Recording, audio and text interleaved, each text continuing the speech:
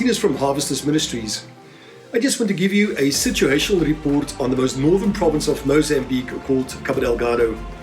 The growing Islamic insurgency by the ISIS group Al-Shabaab is at its worst since its inception in 2017.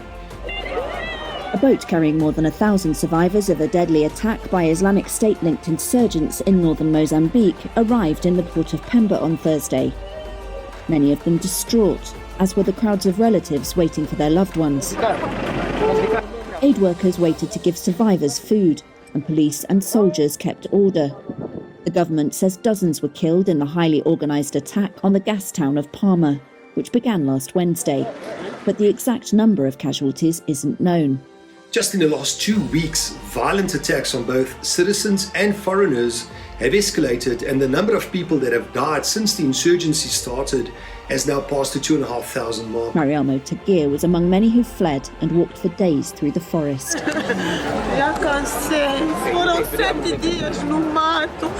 I'm so tired. It was 7 days in the bush. I'm so tired. We came across evildoers several times. The situation is really bad. There are many dead. Many dead. Tagir left her son behind in Palma.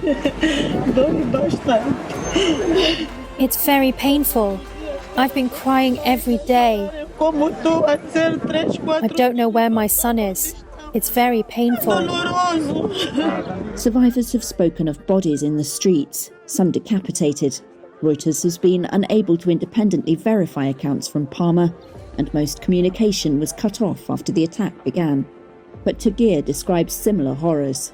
More than 600,000 people have now been left internally displaced, having to flee to neighbouring provinces for shelter and assistance. Aid groups believe the attack displaced tens of thousands of people, many of whom fled into dense forest or attempted to escape by sea. Hundreds, including many foreign workers, have been evacuated by air.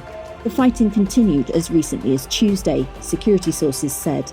Islamist insurgents have been increasingly active in the surrounding province of Cabo Delgado since 2017, although it is unclear what specifically they are fighting for.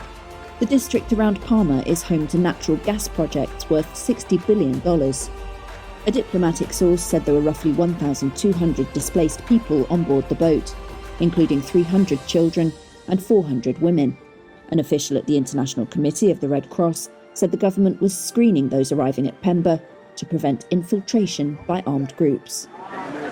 To make matters even worse, hundreds of people have now contracted cholera due to the lack of clean water and the destruction of medical clinics. Food sources have become increasingly scarce, and many are on the brink of starvation. But at Harvesters Ministries, we believe wholeheartedly that Jesus Christ is the hope of the world, and He chooses to bring that hope through His local church.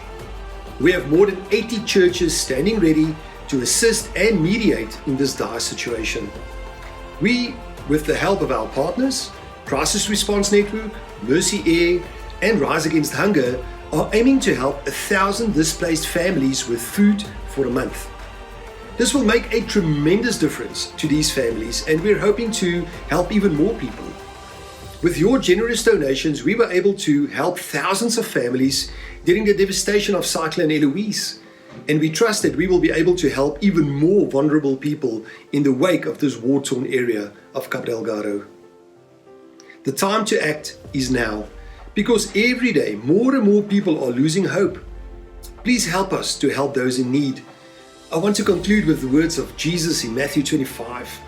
If you have done this, even to the least of these, my brothers and sisters, you have done it to me. May God help us all.